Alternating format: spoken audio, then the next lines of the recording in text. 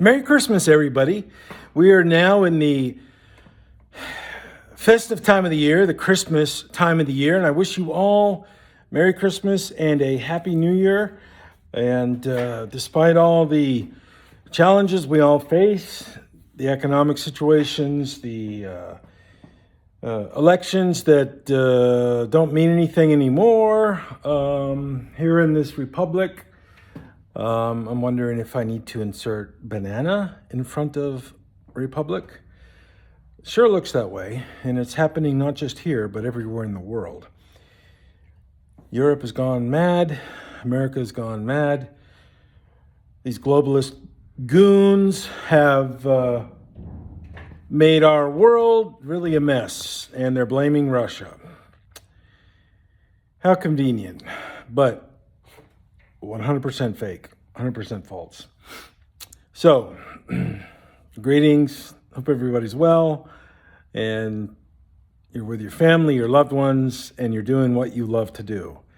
And these videos that I make, they're a few minutes long, sharing what I'm doing with my work and my world here on a daily basis, because I still enjoy doing what I do. I take a lot of pride in what I do. Some of you have maybe heard me say that this is not really work.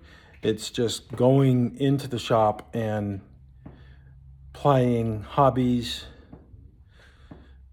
practicing hobbies, and which I've parlayed into a job. So I'm here in the blasting bay, the blasting room, and I've got my S4 and my 944S sitting here, and the poor fellas are in need of some love and some attention, which they are getting slowly. They're getting it slowly, but with a couple snafus this past fall here internally. Some people that were here on a semi-regular basis are now no longer here, period, at all. So those adjustments had to be made, and it had to make some financial adjustments. At the same time, inflation is inflating, making our money worth less and less, so we have to work more and more. And then our family situations sometimes change, as I'm sure it's happened to you, and it continues to happen to everybody. Families get bigger, families get smaller, costs go up, blah, blah, blah, so we have to react. So I thank God every day for my life, my breath, and the ability to come here and just ply my trades and do things I like to do. So let me show you that 79 Porsche 928 gas tank coming right up. It's scary.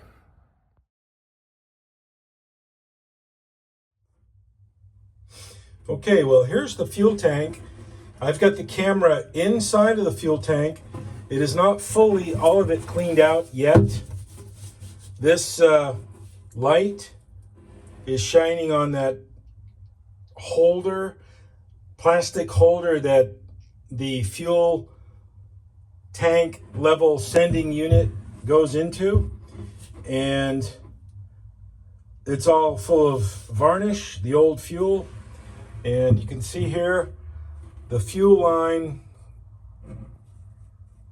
looks like a core sample of the earth, where the fuel drained out, dried out, and then turned into the varnish.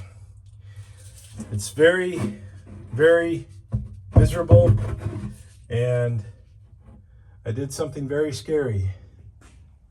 Oh my goodness, you all say. You're all probably saying, what the hell did he do? But I cut it off. I cut a piece out because I figure it's easier just to mess with the plastic welding after I fix the inside versus spending triple the time through this little hole trying to clean the inside with the chemicals. This kind of stuff, which I have, which will work, but I opted not to do that.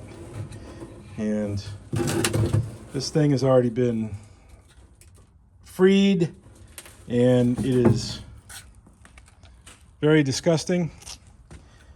And I want to show just how disgusting it is. So, this is the varnish that's in this tank receptacle that the fuel tank sending unit goes into.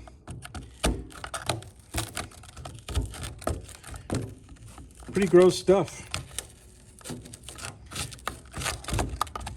Now, I don't know if this piece that I'm manipulating and messing with can be sourced, can be replaced if they make a new one. I do not know. I did break the bonds right there, the fastening. They look like screws, but they're really not. I broke those off, so assuming I can get everything clean, which I will do, I can get some kind of a fuel-resistant bonding agent, seal the whole thing here, and seal this up there. And this is what also some of the stuff that was in the bottom. This thing I just cut off, it went here.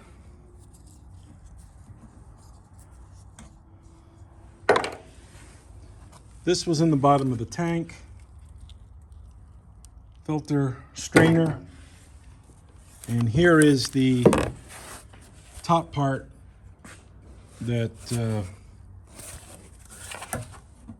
goes right there. So, yeah, sometimes you have to dig deep, cause more damage before you can actually fix things. So I don't know. I know this is part of the fuel tank sending unit part, so I don't need to worry about this. But this thing, this cup holder, I'm not quite sure about that. Also, the threads here, you can see they're all fused with, or they're all, I don't want to say fused. They are filled with the gasoline that solidified into a varnish. But this right here, that crack, has me concerned. But it's something that I feel I can fix and will fix, or at least try to fix. And if I have, oh, I wonder where that went. If I don't have success, I have another fuel tank I can use. And Rob Roth said he has a tank that is cracked, but the inside is far cleaner than this one was.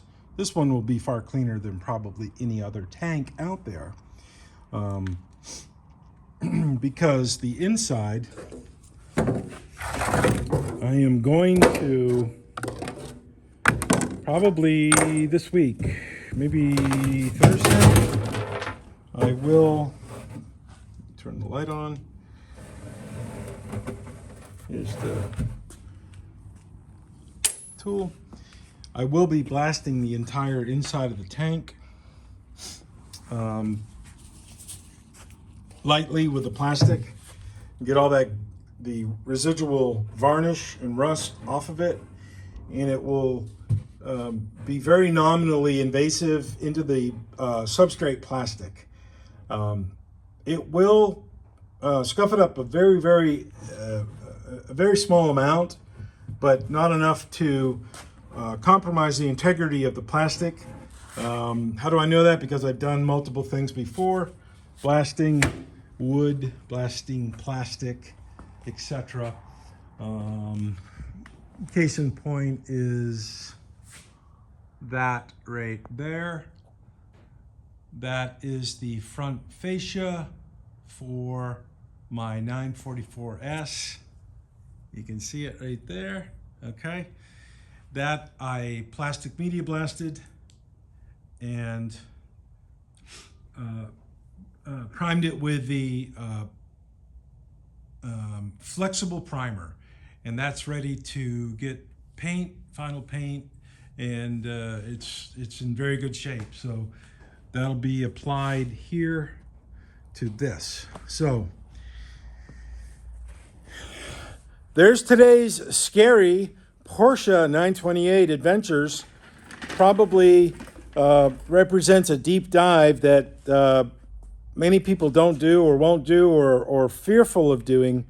So I will share the videos with y'all, showing my deep dives and of course showing the success on the other end. That's the intent, and that's what I actually do deliver on. So much of my Porsche 928 involvement has been born on me doing things specific to my car, which is representative of a deep dive, exploratory operations, you know, big kind of things. Manifolds were the first one, other things, the body off later, and blasting the fascias, now the gas tank, and I've got to do the rear fascia and the front fascia for the 79 this week, and then get it in that same black flexible primer. So of course I report back on follow-ups. They're not really in any specific order, but if anybody follows this channel, you'll know that the few videos back, there's this tank right here, this fuel tank, showing how gross it was on the inside. Now I'm doing a video showing how clean it is on the inside, but with the intrusive, very invasive, compromising the integrity of the tank by cutting it open. But my plan is to, if I'm successful on the inside, the plan is to a type of adhesive similar to panel bond, but chemically rated to withstand fuel. Now you notice I cut it at the very highest point of the tank, meaning that if gasoline is filled up, it probably will not touch here. It'll stop, the filling will stop when it reaches this lower part. At least it should. It'll kick it off. So there's always a little bit of room, maybe an inch, inch and a half, maybe, I don't think 2 inches, but probably about an inch of air space, and that air space will only grow because these things are not that good on gas, and who cares if they drink a lot of gas? I certainly do not. Okay, well that's about it. I gotta go and get back on this. Cheers, everybody. Be good.